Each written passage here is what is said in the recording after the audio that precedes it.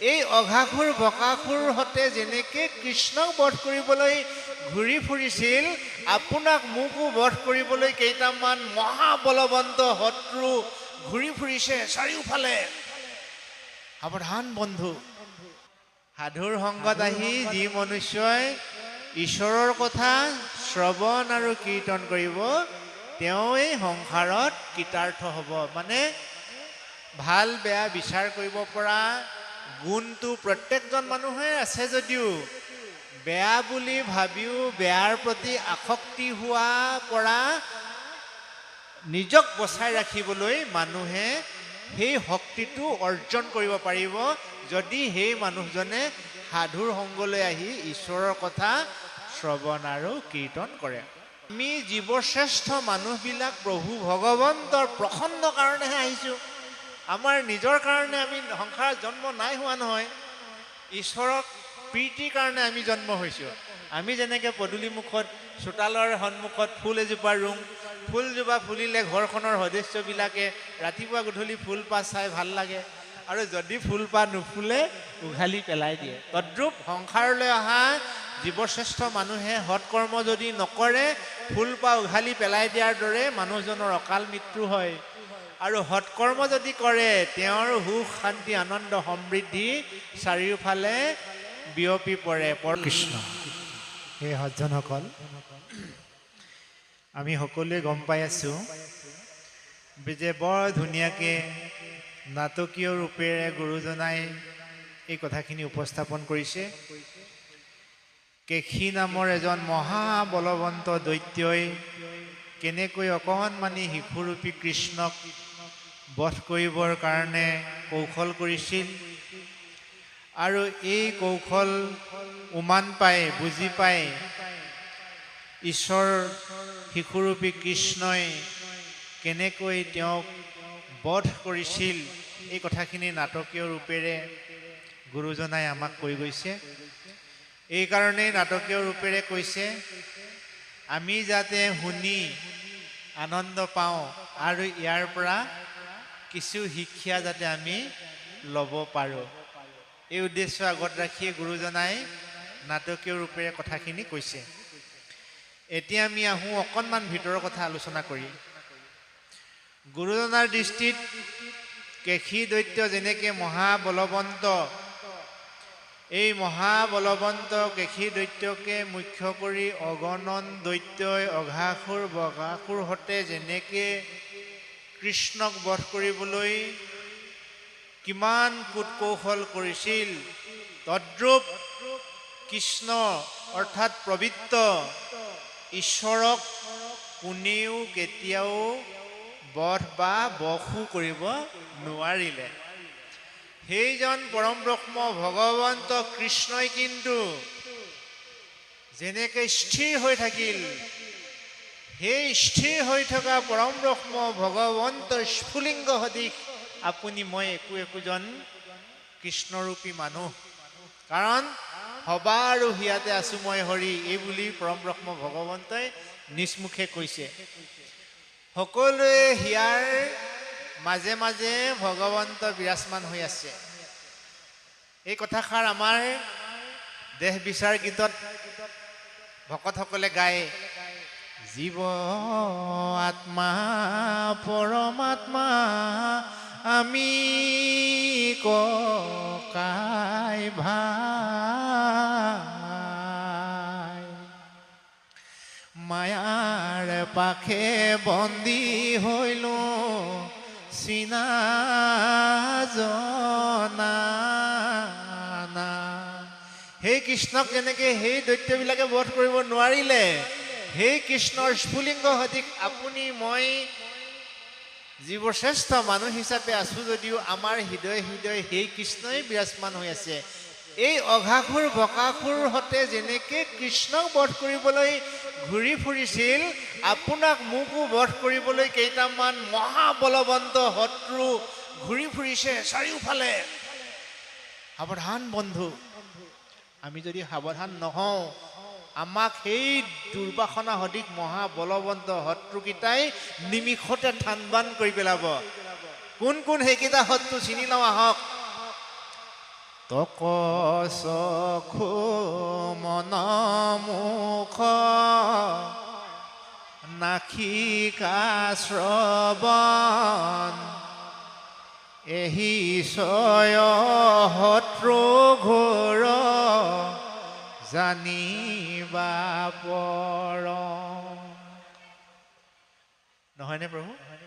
আমাৰ অগ্ৰজসকলে বুজিলে যে সেই অঘাসুৰ বকাসুৰ সদৃশ মহাবলৱন্ত অসুৰকেইটাৰ দৰে এই পঞ্চভৌতিক দেহাটোত থকা ধুনীয়া হৃদয়াত্মাক ধ্বংস কৰিবলৈ, বিনষ্ট কৰিবলৈ 6টা শত্ৰুৱে অহৰহ চেষ্টা কৰি আছে। সেই 6টা শত্ৰু হৈছে তক চক্ষু মন মুখ নাখিকা শ্ৰৱণ। এটা প্ৰশ্ন আহিব পাৰে যে মনমাওতে ভুল কথা কৈছে নেকি? নহয়, ধৰ্মগ্ৰন্থই তাকেই কৈছে। তক মানে আমাৰ এই পঞ্চভৌতিক দেহাটোৰ এই ছাল চিতা। এই ছাল চিতা দেখাৰ লগে লগে কোনে দেখিলে? চকুৱে দেখিলে। চকুৱে ছাল চিতা দেখাৰ লগে লগে হিয়াৰ আকৰ্ষণ বাঢ়ি গ'ল। আকৰ্ষণ বহাৰ লগে লগে মনটোক ক'লে যে মই তাৰ ওচৰলৈ যাব খোজো। মনটো তাৰ ওচৰলৈ গ'ল। সুগন্ধিৰ সুবাস পোৱাৰ লগে লগে, কাণত সুন্দৰ শব্দৰ ঝংকাৰৰ পোৱাৰ লগে লগে সেই জীৱটো তাতেই মগন হ'ল। উদাহৰণ অজামিল। নহয়নে প্ৰভু? এই ত্বক চকু মন মুখ নাখিকা শ্ৰৱণ নিয়ন্ত্ৰণ কৰিব নোৱাৰাৰ কাৰণে আপুনি মই আজি বাদ বুলি অবাতে গতি কৰিছোঁ। আমাৰ ডেকা ল'ৰাবিলাকে যে বিহুত গায় ধুনীয়া ধুনীয়া গানবিলাক, সেই গানবিলাকৰ অৰ্থ ভাগৱতৰ লগত মিল আছে। উদাহৰণ, কিচিম কিচিম ভাৱনায়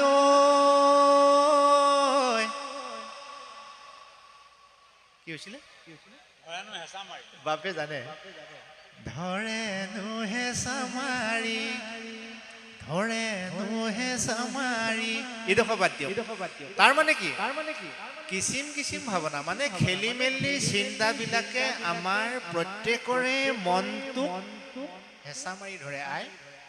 সি লাগিলে সৰু ল'ৰাই হওক, দিন হাজিৰা কৰাই হওক, ঋষিমুনিয়ে হওক, সাধু সন্তই হওক, উচ্চ পদস্থ বিষয়াই হওক, প্ৰত্যেকজন মানুহৰ মনতেই কিচিম কিচিম ভাৱনা মানে খেলি মেলি ভাৱনাবিলাক উদয় হয়। খেলি মেলি ভাৱনা ক'ৰ পৰা আহিলে? মনৰ পৰা আহিলে। গতিকে খেলি মেলি ভাৱনা উদয় হোৱাৰ লগে লগে সেই জীৱটো সেই পথৰে যদি গতি কৰে, তাক যদি সংযত কৰি তাৰ পৰা যদি ঘূৰাই আনিব পৰা নাযায়, তেতিয়াহ'লে জীৱনটোৰ মৃত্যু অনিবাৰ্য। আজি যে আমাৰ মুখখন শত্ৰু হয় বুলি ধৰ্মশাস্ত্ৰই কৈছে।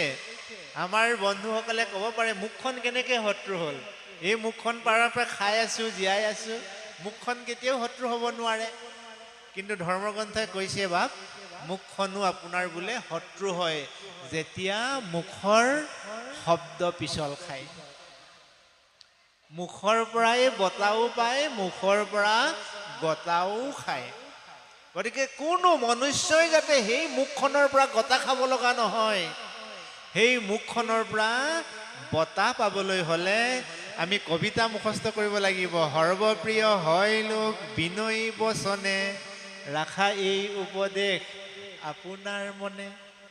আমি বিনয়ী বচন আমি এই কাৰণেই ক'ব লাগে, আমাৰ মুখখন যাতে, মুখখন আছে বুলি আমি যি টি কথা যেতিয়াই তেতিয়াই য'তে ত'তে ক'ব নালাগে। মুখখন আছে বুলি যি টি বস্তু আমি যি খাব নালাগে। নহয়নে বাৰু? এই চকু দুটা আছে বুলি যি টি যেতিয়াই তেতিয়াই চাব নালাগে, কিন্তু চাব লাগিব। সেইবুলি মায়াৰ পৰা সমূলি আঁতৰি থাকিবলৈ গুৰুজনাই কোৱা নাই। গুৰুজনাই কৈছে, হে সংসাৰৰ জীৱসকল, তুমি মায়াৰ প্ৰসাদ আবদ্ধ হোৱা। আনকি মাধৱ পুৰুষকো দহাই দহাই কৈছিলে, তুমি বিয়া বাৰু পতা, তুমি যদি ছোৱালী বিচাৰি পোৱা নাই, মোৰ ছোৱালীজনীকে হ'লেও তোমাক দিম। এনেধৰণৰো মানে প্ৰস্তাৱ মাধৱ পুৰুষলৈ দিছিল। কিয় দিছিল?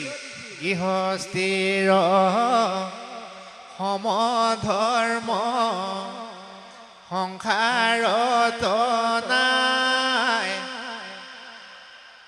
আকৌ কৈছো, গৃহস্থিৰ সমধৰ্ম সংসাৰত নাই। নিয়ম সংযমে মাথো থাকিবা সদা। যদি নিয়ম আৰু সংযমৰ মাজেৰে মানুহে থাকিব পাৰে, তেতিয়াহ'লে যেনেকে অঘাসুৰ বকাসুৰ কেশী দৈত্যই কৃষ্ণক বধ কৰিব নোৱাৰিলে, তেনেকে ত্বক চকু মন মুখ নাসিকা শ্ৰৱণ এই ইন্দ্ৰিয়বিলাকে আমাক ক্ষতি কৰিব নোৱাৰে। কথাষাৰ আকৌ কৈছোঁ, যদি আমি নিয়ম সংযমৰ মাজেৰে জীৱন নিৰ্বাহ কৰোঁ, তেতিয়াহ'লে কৃষ্ণক যেনেকে অঘাসুৰ বকাসুৰ কেশীকে মুখ্য কৰি দৈত্যসকলে বিনষ্ট কৰিব নোৱাৰিলে, তেনেকে আমাৰ এই পঞ্চভৌতিক দেহাটোত থকা ত্বক চকু মন মুখ নাসিকা শ্ৰৱণ ইহঁতে আমাক বিনষ্ট কৰিব নোৱাৰে। কিন্তু এটা চৰ্ত থাকিব লাগিব, সেই চৰ্তটো হৈছে নিয়ম সংযম পালন কৰিম। এতিয়া নিয়ম সংযম কি? নিয়ম সংযমৰ যিটো উৎস, নিয়ম সংযমৰ বীজ অংকুৰিত হোৱা ঠাইডোখৰ হৈছে সাধু সংগে কৃষ্ণ কথা যিজনে শুনয় কৃতাৰ্থ হয় অতি নাহিকে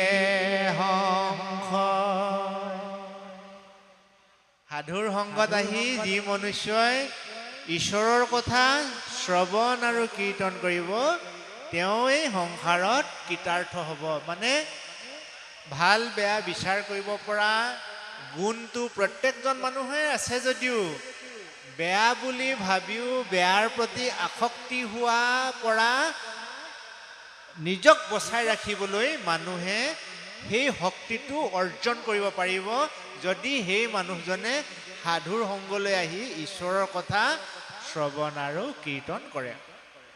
গতিকে আমাৰ প্ৰত্যেক মানুহৰে অভাৱ আছে ন?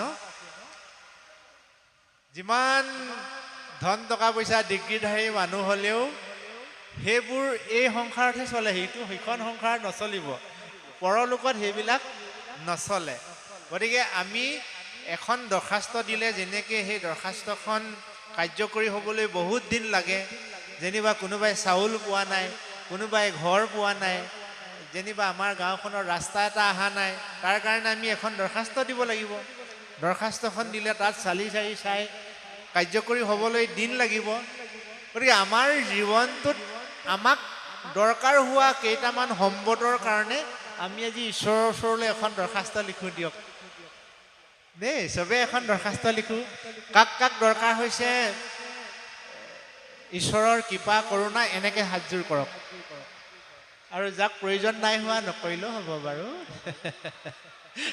আমি এখন দৰখাস্ত লিখিবলৈ লৈছোঁ।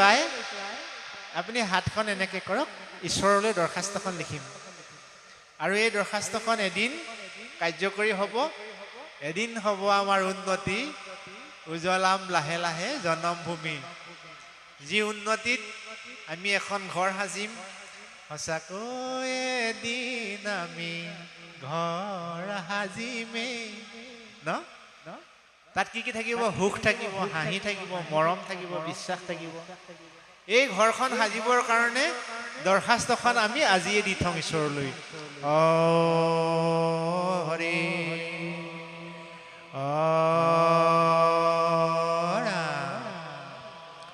সকলোৱে গাব দেই। নমো নমো কৃষ্ণ মোৰ পুৰা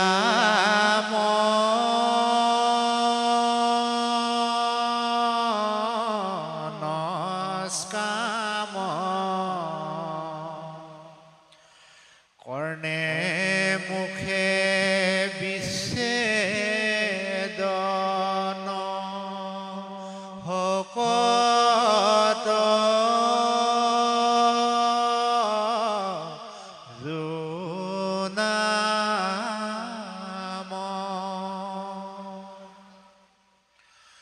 ৰাতুল চৰণ দুই হৃদয়ে ৰহুক তজু ভকতৰ সংগ সদায় ৰহুক তজু ভকতৰ সংগ সদায়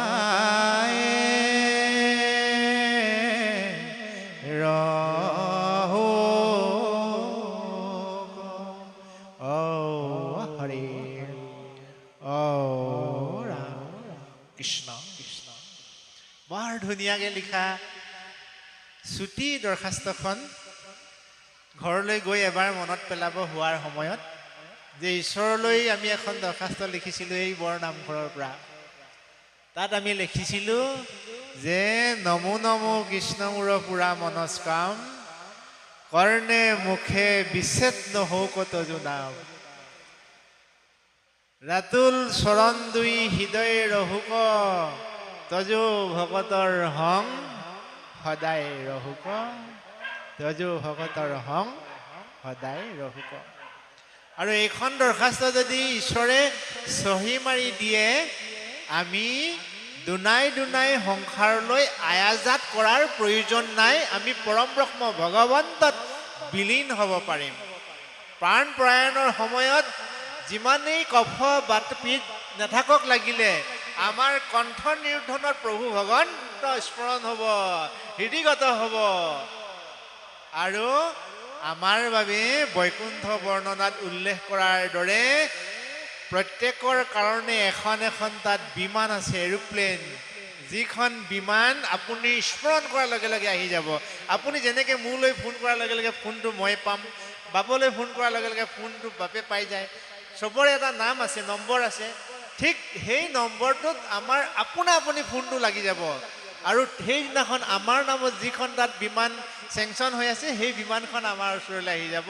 আমি সেই বিমানখনত গৈ পেলাই আমাৰ বাবে এখন আছতীয়া আসন আছে। বৰ সঁচা কথা, এইবিলাক মিছা কথা নহয়। চাৰিওফালে অগণন ফল ফুলেৰে ভৰপূৰ এখন বাগিচা, তাত সুগন্ধি সুবাস ফুলৰ মানে এটা সুন্দৰ মলয়া বলি থাকিব। চাৰিওফালে পক্ষীৰ গুঞ্জন, সুন্দৰ এটি সৰোবৰ, যি সৰোবৰত অনন্ত শয্যাত জগতৰ ঈশ্বৰ আসনধিষ্ঠ হৈ আছে। আই মাতৃ লক্ষীয়ে প্ৰভু ভগৱন্তৰ চৰণ শুশ্ৰূষা কৰি আছে। তাৰ সন্মুখত অগণন পাৰিষদে ঈশ্বৰৰ গুণনাম শ্ৰৱণ কৰিছে, কীৰ্তন কৰিছে। তাৰ মাজতে আমাৰ কাৰণে এখন আসন সজাই থোৱা আছে। আমি গৈ তাত বহি পেলাই ঈশ্বৰৰ নামত অংশগ্ৰহণ কৰিব লাগে। ইমান সুন্দৰ সুযোগ দি থোৱাৰ পিছতো আমি যদি এই সুযোগকণ গ্ৰহণ নকৰোঁ, আমাতকৈ বাৰু কোনোবা দুৰ্ভগীয়া হ'ব পাৰেনে? গতিকে মহাপুৰুষ শ্ৰীমন্ত শংকৰদেৱে সমগ্ৰ মানৱ জাতিকে এই বাৰ্তাটো দিবৰ কাৰণে, এই খবৰটো দিবৰ কাৰণে পৃথিৱীলৈ আহিছিলে। নহ'লে গুৰুজনাই সংসাৰলৈ নাহিলেহেঁতেন। কিয় পৃথিৱীলৈ গুৰুজনা আহিলে? যে আমাৰ প্ৰত্যেকজন মানুহৰ কাৰণে বৈকুণ্ঠত এডোখৰ আসন আছে, ঠাই আছে। সেই কথাষাৰ ক'বৰ কাৰণে তেওঁ এই সংসাৰলৈ আহিলে। আমি জীৱশ্ৰেষ্ঠ মানুহবিলাক প্ৰভু ভগৱন্তৰ প্ৰসন্ন কাৰণেহে আহিছোঁ। আমাৰ নিজৰ কাৰণে আমি সংসাৰত জন্ম নাই হোৱা নহয়। ঈশ্বৰক প্ৰীতিৰ কাৰণে আমি জন্ম হৈছোঁ। আমি যেনেকৈ পদূলিমুখত চোতালৰ সন্মুখত ফুল এজোপা ৰুওঁ, ফুলজোপা ফুলিলে ঘৰখনৰ সদস্যবিলাকে ৰাতিপুৱা গধূলি ফুলপাহ চাই ভাল লাগে। আৰু যদি ফুলপাহ নুফুলে উঘালি পেলাই দিয়ে। তদ্ৰূপ সংসাৰলৈ অহা জীৱশ্ৰেষ্ঠ মানুহে সৎকৰ্ম যদি নকৰে ফুলপাহ উঘালি পেলাই দিয়াৰ দৰে মানুহজনৰ অকাল মৃত্যু হয়। আৰু সৎকৰ্ম যদি কৰে তেওঁৰ সুখ শান্তি আনন্দ সমৃদ্ধি চাৰিওফালে বিয়পি পৰে। পৰম ঈশ্বৰ হৰে চৈতন্য স্বৰূপ কৃষ্ণ, পৰম ঈশ্বৰ হৰে চৈতন্য স্বৰূপ কৃষ্ণ, লক্ষীকান্ত বিষ্ণু মোৰ স্বামী, তোমাক বান্ধৱ জানি তোমাৰ আজ্ঞাক মানি, তোমাৰ প্ৰীতিৰ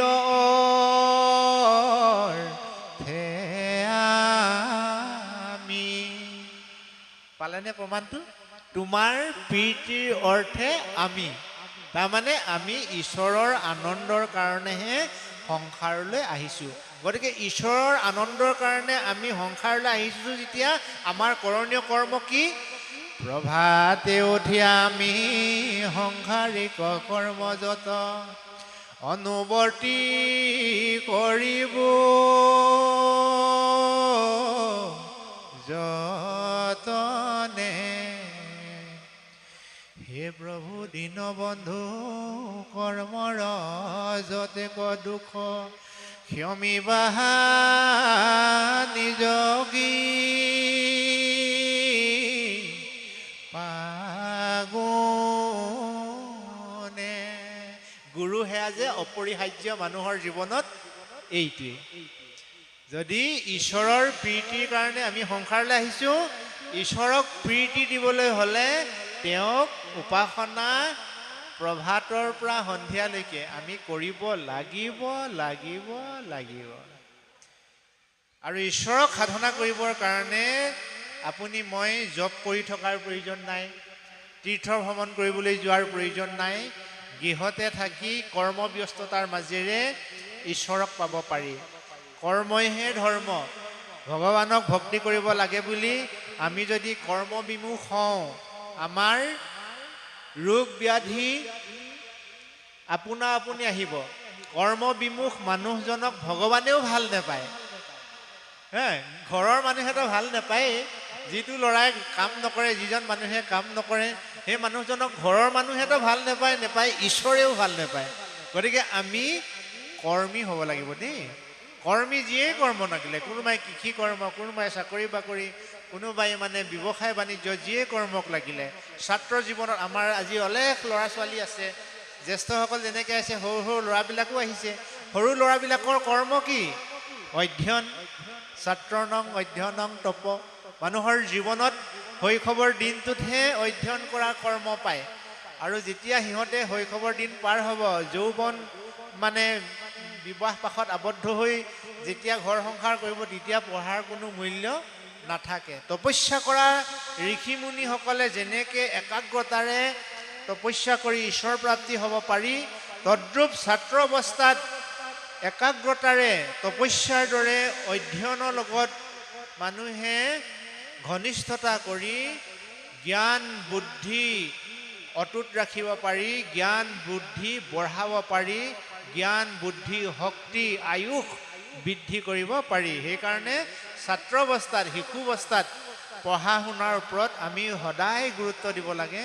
যিসকল ভাইটি ভণ্টি আহিছা, তোমালোকৰ অৰ্থে আমি ভাগৱতৰ এই কথাষাৰতে এটি নিবেদন কৰিব খুজিছোঁ যে প্ৰহ্লাদ নামৰ এটি দৈত্য শিশুৱে পৰম ব্ৰহ্ম ভগৱন্তক প্ৰসন্ন কৰি তেওঁ নিজৰ জীৱনো সাৰ্থক হৈছিল আৰু তেওঁ দৈত্যসকলকো মুক্তি পথৰ সন্ধান দিছিল। ধৰিও কুমাৰকালে ভাগৱত ধৰ্ম।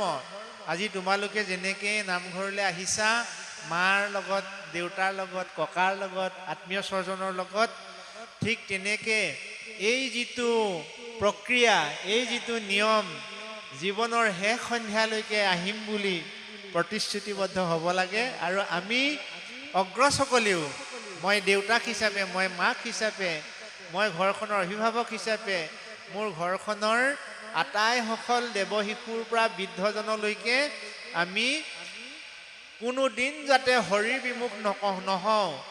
হৰিৰ নামৰ কীৰ্তন সুখ। বুজি পাইছেনে? হৰি নামৰ যিটো কীৰ্তনৰ সুখ, এইটো মানে তুলনাবিহীন, বুজাব নোৱাৰি। সেইসকলে এই কথাটো বুজি নাপায়। নাজানে যিজনে হৰি বিমুখ। হৰি বিমুখ মানে ঈশ্বৰক আৰাধনা নকৰা মানুহে হৰি কীৰ্তনত কি আনন্দ আছে, কি মহত্ব আছে, এই কথাখিনি বুজি নেপায়। মাতৃৰূপী এই সংসাৰৰ আইসকলে মেৰুদণ্ড সদৃশ আমাৰ এই পঞ্চভৌতিক দেহাটোৰ যিডাল ৰাজহাড়, তাক কোৱা হয় মেৰুদণ্ড। যদিও বা আমি পুৰুষ প্ৰধান দেশৰ মানুহ, তথাপি আমাৰ মেৰুদণ্ড হৈছে আইসকল। যিখন সমাজত আইসকল নৈতিক, শৈক্ষিক, আধ্যাত্মিক এই তিনিটা দিশত শিক্ষিত নহয়, সেইখন সমাজ পতন হ'বলৈ বেছি দিন নালাগে। কোনোবাই বেয়াকে ক'লেও সেই বেয়াকে কোৱা শব্দটো ভালকে বুজাই দিব পৰা ক্ষমতাটো আইসকলৰ ওচৰত আছে। উদাহৰণ সুনীতি। হেত বোপাই, তইনো বা কান্দিব লাগিছে নি এইটো সৰু কথাত? নেপায় নহয় কান্দিবলৈ। তোক তো মাহীয়াই ভাল কথাহে কৈছে বোপাই। সুৰুচি বুলিল যত হিত উপদেশ, পূৰ্বজনে জাতো নাৰাধিলি ঋষিকেশ। অহি কাৰণে দুৰ্ভগাৰ গৰ্ভে ভৈলি জাত, ইজন মত মাধৱক আৰাধা হাইকিয়া। তোক মাহীয়াই সুৰুচিয়ে বৰ ভাল কথা কৈছে বোপাই। তই ইটো জন্মত ঈশ্বৰক আৰাধনা নকৰাৰ কাৰণে মোৰ নিচিনা দুৰ্ভগীয়াৰ সন্তান হৈ গলি। এতিয়াও এক সময় আছে, তই এতিয়া ঈশ্বৰক আৰাধনা কৰ। অ কমল নয়ন এক, কমল নয়ন এক নাৰায়ণ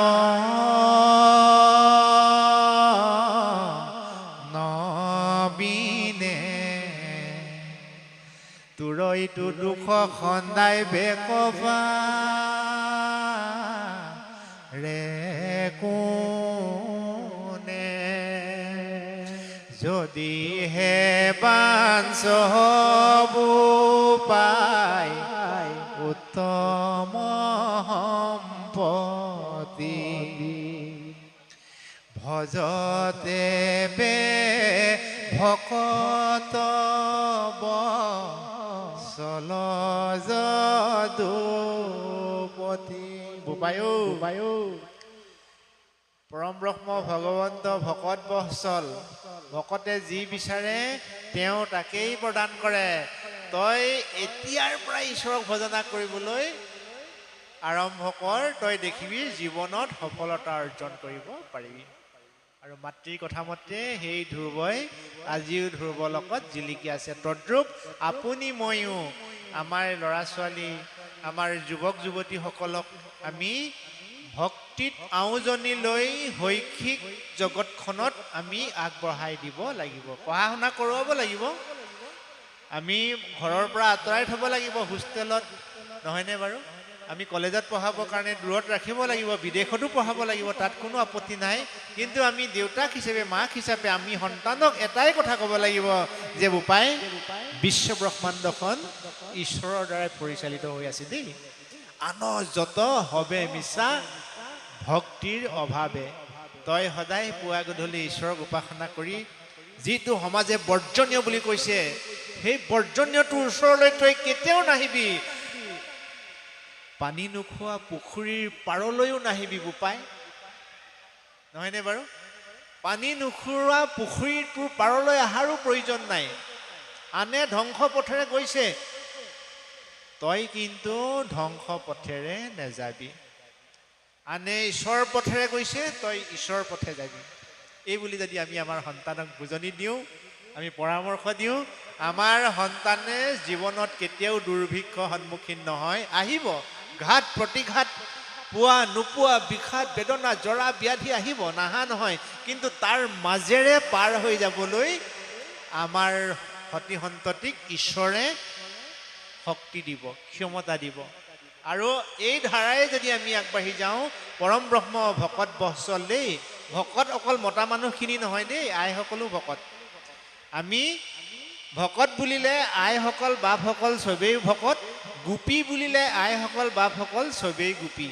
গতিকে আমি পৰম ব্ৰহ্ম ভগৱন্তক যদি ভজনা কৰোঁ, আমাৰ মাজত অশান্তি, অপ্ৰীতি, দুশ্চিন্তা, বিষাদ বেদনা জৰা ব্যাধি চব আঁতৰিব। সুখ শান্তি আনন্দ সমৃদ্ধি সৰলতা ভদ্ৰতা নম্ৰতা মৰম চেনেহ বিশ্বাস এইবিলাক চাৰিওফালে উভয় নদী হ'ব। আৰু এইবিলাক উভয় নদী হ'বলৈ হ'লে ধৰ্মগ্ৰন্থৰ আশ্ৰয় আৰু সাধুৰ সং অপৰিহাৰ্য। সকলোলৈকে শ্ৰদ্ধা ভক্তি সেৱা জনাই বাপদয়ক আকৌ পাঠ কৰিবলৈ সেৱা জনালোঁ।